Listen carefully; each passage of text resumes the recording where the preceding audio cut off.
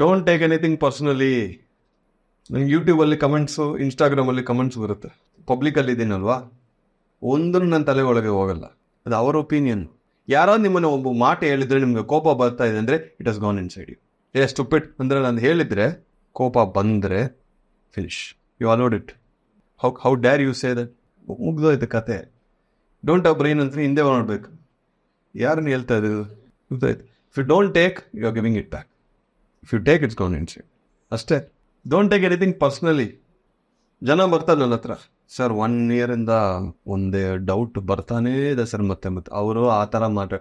1 ಇಯರಿಂದ you are carrying nonsense. 3 years, 5 years, 10 years people interaction ನನಗೆ ಗೊತ್ತು. ಜನ ಎಲ್ಲೆಲ್ಲಿ ಸಫರ್ ಆಗ್ತಾ ಇರ್ತಾರೆ ನನಗೆ ಗೊತ್ತು. Don't take anything personally.